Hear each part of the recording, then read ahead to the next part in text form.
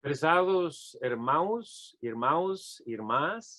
prezados colegas no ministério, pastores, prezado pastor William César, meus parabéns por unir-se à nossa universidade, Universidade Andrews, para receber instrução na área de liderança juvenil e em outras áreas do ministério. Nesta ocasião, eu vou estar falando com vocês uma aula magna para introduzir temas na área de liderança e discipulado. Deus, quando nós entregamos nossa vida a Deus através do bautismo, recebemos dons. Mas temos alguns dons, pessoas têm dons especiais, dom de pregação, dom de oração, têm habilidades para cantar, mas temos que fazer uma distinção, uma diferença entre dom e responsabilidade. Há certos pastores, por exemplo, temos pregadores excelentes, altamente reconhecidos em Sudamérica, como o pastor Bullón. Ele tem o dom da pregação. Mas nós, aunque nós não tivermos, não tengamos o dom de pregação, temos o dever e responsabilidade. Porque a Bíblia fala de a pregação de todos os crentes. Temos, por exemplo, na área do sacerdócio. A Bíblia fala do sacerdócio de todos os crentes. E aunque algumas pessoas trabalhamos como sacerdotes ou pastores tempo completo, todos os membros da igreja temos a responsabilidade de fazer o trabalho de sacerdote. O profeta é a pessoa que leva a Deus ao pecador. Mas nossa responsabilidade como sacerdote é levar ao pecador a Deus. Agora, na área de liderança e discipulado, temos todos a responsabilidade. Ainda não tengamos o dom. Quando Paulo fala dos dons espirituais, ele apresenta na primeira epístola de Coríntios, o capítulo 12, ele faz uma distinção entre dom, os diferentes dones que as pessoas possuímos. E ele diz no versículo 28, a uns estabeleceu Deus na igreja, primeiramente apóstolos, em segundo lugar profetas, em terceiro lugar mestres, depois operadores de milagros, depois dons de curar. Agora diz socorros e governos. Duas palavras diferentes. Antilensis e kubernesis. Então, uno sirve, el otro gobierna, el otro es liderança. Entonces, algumas pessoas perguntam-se eles, eu sou líder? Eu tenho o dom de liderança? É minha responsabilidade liderar se eu não tenho o dom? E a resposta, de acordo com Paulo, é sim. Porque Deus puso a todos nós para que seamos cabeça e não fauda. Acredito que essa palavra, cabeça e não fauda. Calda, cabeça e não calda. Todos temos a responsabilidade de fazer liderazgo. As pessoas que têm o dom vão fazer melhor. Mas se você não tem o dom de liderazgo, é sua responsabilidade.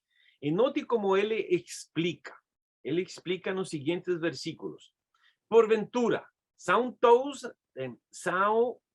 apóstolos, ou todos profetas, ou todos mestres, ou todos pregadores, operadores de milagros? Têm todos dons de curar? ¿Falan todos otras lenguas? ¿Interpretan todos? Entretanto, él dice, procurai con celo os mejores dons. Procurar. Don é dever, é nossa responsabilidade llevar o evangelho com iniciativa, com liderança, as pessoas que não conhecem o mensagem adventistas, o mensagem dos 3 anos. E o mesmo aplica para o discipulado.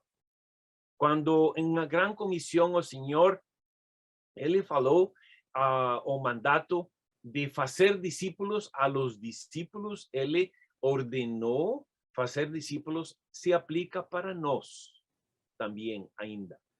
Todos temos a responsabilidade. Agora, na área de liderazgo, temos que considerar, eu não gostaria de duplicar materiais, mas na área de liderança, existem pelo menos 3 tipos de líderes. Número 1, o líder construtor. O líder construtor é o líder que assume uma responsabilidade na igreja, pode ser para ministério juvenil, e no passado, no ministério juvenil, os programas eram assistidos medianamente, e com o novo líder, os programas agora caem, morrem, ou parecem enfermizos, decrépitos. Está o líder destrutor. O líder destrutor pode ser o líder na igreja de departamento de testificação. Nos anos anteriores, o promédio de bautismos, pongamos um número, eram 20 pessoas ao ano, e agora com o novo líder, o número cai, diminui. É o líder destrutor. Mas a maioria dos líderes pertencem ao segundo grupo. São líderes mantenedores. No programa Ministério Juvenil, a assistência com o líder mantenedor se mantém o mesmo. E com os bautismos, mantém os mesmos bautismos. Mas o propósito desta escola de liderança juvenil é incrementar e produzir o terceiro tipo de líder, líder construtor. Así que está o destructor, mantenedor, perdão, o construtor, destructor, mantenedor ou construtor. E o líder construtor é aquele líder que assume a liderança na igreja local, na área de ministério juvenil, e agora existe efervescência, participação, inovação, cambios positivos e assistência dos jovens para o ministério juvenil aumenta. É o líder construtor. E na área missionária ou outra área da igreja ocorre o mesmo. Mas o líder construtor é aquele líder que tem um imã no coração e uma brúxula no cérebro. A liderança é mais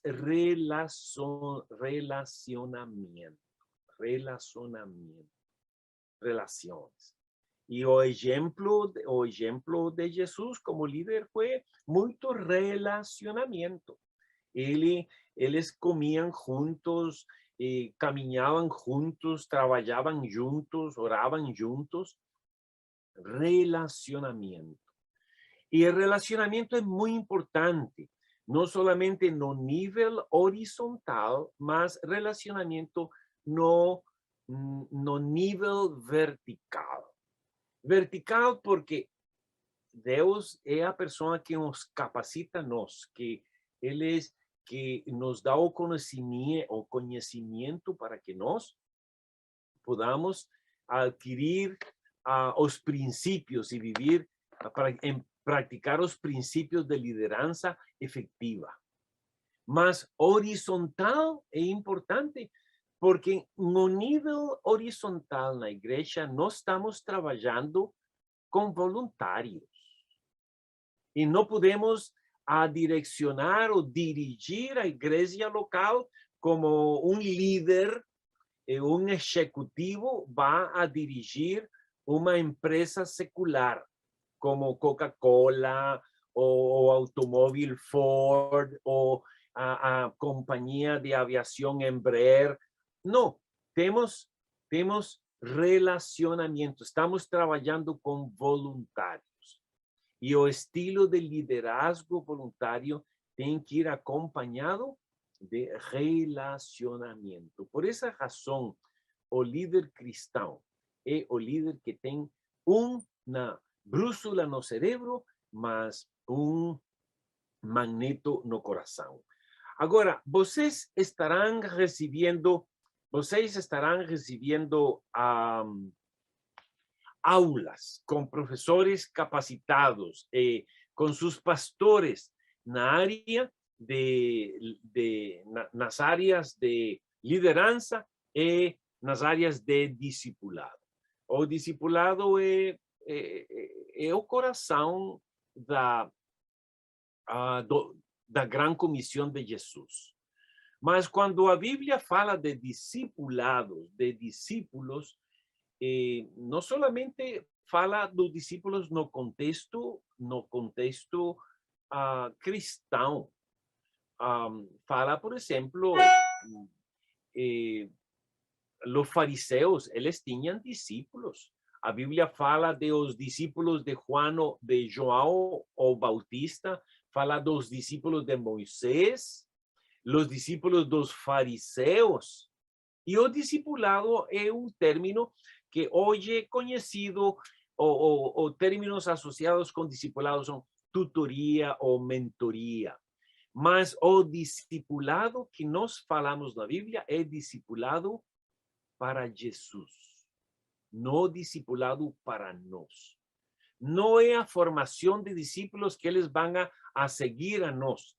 E existe a tendência de algumas pessoas eloquentes, excelentes pregadores, e estou certo que vocês conhecem, de igual maneira que eu conheço, pastores adventistas, ex-pastores adventistas, excelentes pregadores que en una época eles trabalhavam para a igreja, mas agora eles são líderes que trabalham para eles.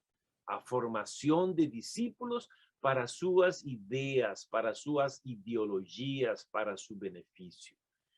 A liderança e o discipulado na igreja adventista é para preparar pessoas que vão a seguir a Jesus, o maestro, o pastor dos pastores. Uma área que todos enfrentamos, em discipulado, em liderança, como cristão, é conflito. E tenho alguns 15 minutos e vou a dar algumas ideias como nós podemos enfrentar conflito. Todo líder, todo cristão, todo líder, todo discípulo vai enfrentar conflito em sua vida. O conflito é universal. O conflito existe em todas as áreas biológicas. Existe no reino animal, por exemplo, existe em todas as raças, em todas as nacionalidades. Na história fala de conflitos, a filosofia fala de conflito, existe no conflito no hogar. Falando de discipulado, um dos filósofos mais famosos na história foi Sócrates. Ele foi conhecido como um dos grandes grandes maestros. E depois de Jesus, Sócrates é um dos maestros mais conhecidos e leídos na história. O interessante de Sócrates é que Sócrates, ele é um grande maestro que nunca escreveu nada. Tudo o que nós conhecemos de Sócrates é a través de seu discípulo Platón. E que lindo seria que tudo o que conhecemos de Jesus possa ser expressado por outros discípulos que nós vamos a formar. E Sócrates tinha problemas matrimoniais. Ele era uma pessoa casada, mas tinha problemas. Então, em uma ocasião, de acordo ao discípulo de Sócrates, Platón, um aluno perguntou a Sócrates: maestro, ¿é conveniente casar-se? E Sócrates pensou e ele respondeu: sim. Se tu esposa é boa, você serás feliz. E se não, te convertirás em filósofo, o qual é conveniente para todas as pessoas. É o que o discípulo dizia. Mas, de igual maneira que existe conflito no reino animal, o animal mais forte vai a comer de animal mais pequeno, o peixe mais grande vai comer o peixe mais chico. Na sociedade que nós vivimos, vemos que o país mais poderoso, ele quer dominar ao país mais débil, como nós estamos vendo presentemente em nossos dias. E é tão prevalente o conflito que o Jesus advirtiu: eu não he venido para trazer paz, mas para trazer espada. Mateus capítulo 10. O apóstolo Pablo, por exemplo, ele foi envolvido em conflito quando ele estava testificando, como nós vemos em el libro de los Atos. E vemos também que na igreja de Coríntio tinha muito conflito, a ponto que no capítulo 1 de Coríntios, os hermanos de Cloé, eles foram a ele, que estava em Éfeso, e compartilharam com ele a série de conflitos que tinha. E ele disse em 1 Coríntios, o capítulo 1, versículo 10, Paulo, falando do conflito: rogo vos, irmãos, pelo nome de o Senhor Jesucristo, que faleis todos a mesma coisa e que não haja entre vos divisões, antes sejais inteiramente unidos, na mesma disposição mental e no mesmo parecer. Unidade. Um exército, uma armada dividida não vai prevalecer. E um hogar dividido não vai prevalecer. E aqui o conflito está, Paulo está apelando para que exista a unidade. Trabalho de equipe. Quando a seleção brasileira, os jogadores estão unidos, o resultado é melhor que quando existe o individualismo, quando estamos falando de futebol. Agora, o que eu vou fazer com vocês é apresentar, compartilhar como é que nós, com critérios bíblicos, enfrentamos o conflito basado em nossa personalidade. E muitas vezes não involucramos a Deus no processo, mas para solucionar os conflitos que nós enfrentamos como líderes e como discípulos, precisamos a orientação divina. E vou apresentar uns 3 exemplos, 3 ou 4 exemplos. Número 1, Esdras. A história de Esdras está narrada em o livro que contém seu nome. Y en los días, Esdras era un líder espiritual excelente, muito dedicado a Deus.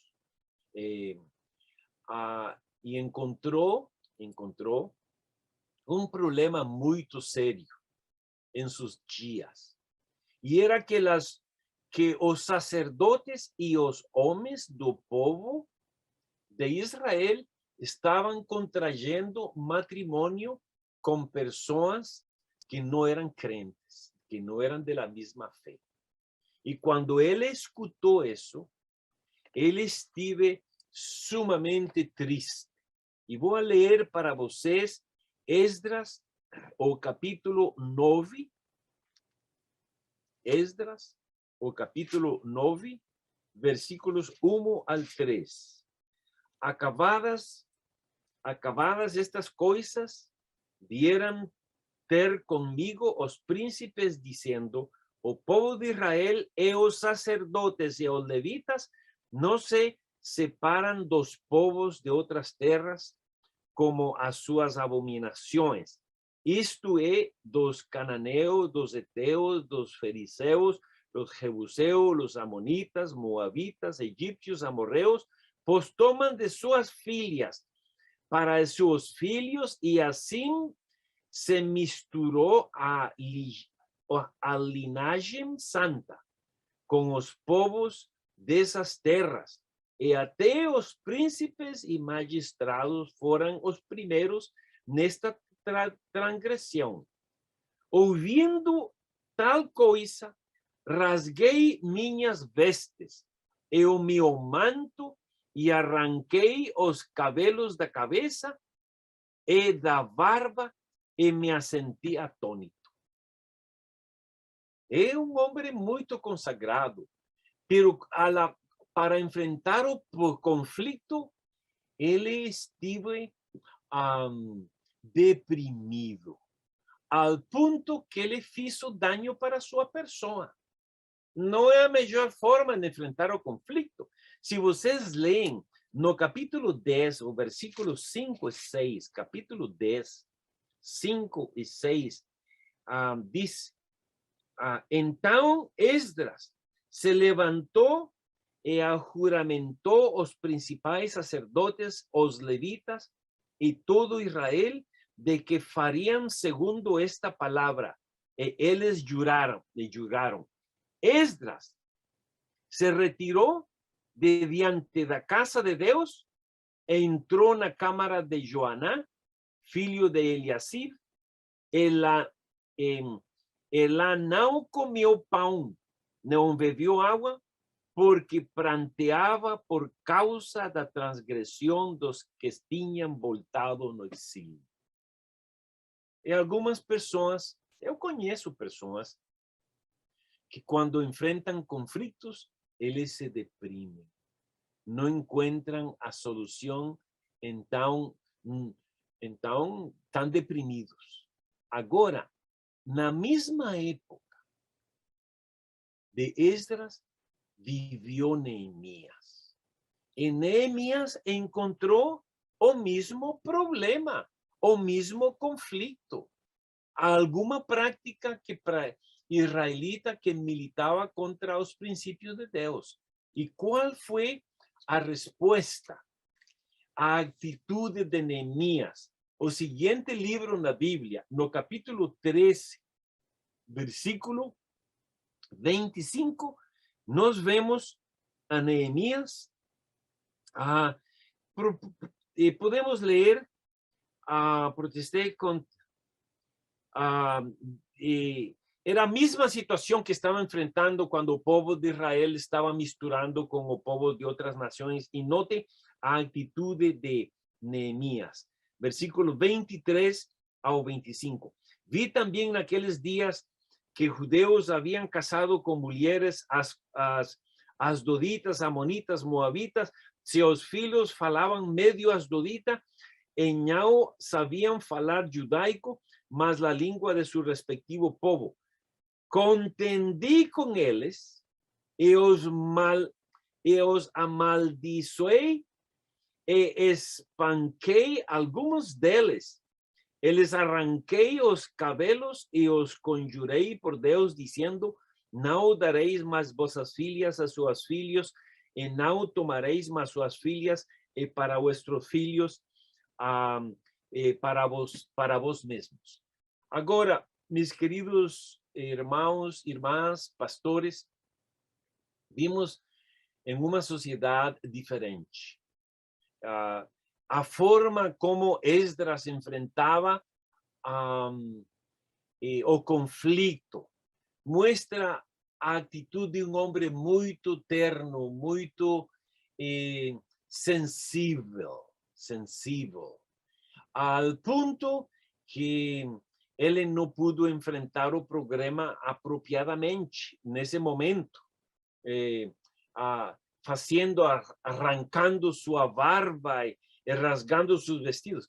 Neemias, ele foi a outro extremo, ao extremo de violência, em el qual ele não arrancou a barba de sua cara, mas arrancou a barba de outras pessoas violentas. Nossos dias vimos em uma sociedade que temos que respeitar as leis. Um membro de igreja, um pastor, um pai de família, uma mãe exercita violência sobre seus membros ou sua família, e a pessoa pode ter problemas legais sérios. Agora, estes são os dois extremos. O que diz Jesus? Jesus nos aconselha que se existe problema, divisão, nossa responsabilidade é falar com essa pessoa, orar com essa pessoa. E se a pessoa escuta, então vocês vão haver ganado um amigo. Se a pessoa persiste, então outro procedimento, que é convidar a um ou dois anciãos e falar com essa pessoa. Meus queridos irmãos e irmãs, esta é uma corta carta aula magna. Vocês são estudantes de nossa universidade. E estamos muito felizes que vocês agora iniciarão uma certificação nova na área de Ministério Juvenil. Eu quero dar meus parabéns a Jairo, o pastor Jairo Souza, por sua liderança neste grupo de estudantes participantes em a certificação de liderança jovem. A Igreja Adventista está perdendo os jovens, uma grande quantidade, e é preciso conhecer como liderar os jovens para que eles se mantenham na igreja. Pero geralmente, quando os jovens hoje na Igreja Adventista vão para a universidade, não retornam na igreja. Eles, em sua mente, são adventistas, mas não adventistas praticantes. São adventistas nominais. E é minha oração que esta certificação ajude para que os jovens de sua associação se mantenham na igreja e que contribuam para liderar e trazer a outros jovens discípulos para a igreja. Meus queridos pastores Williams, pastor Jairo Souza, meus queridos irmãos e outros pastores, meus parabéns, bem-vindo a nossa universidade, e é minha oração que esta certificação abençoe a todos os participantes, e especialmente na Igreja Adventista dessa parte bela do mundo.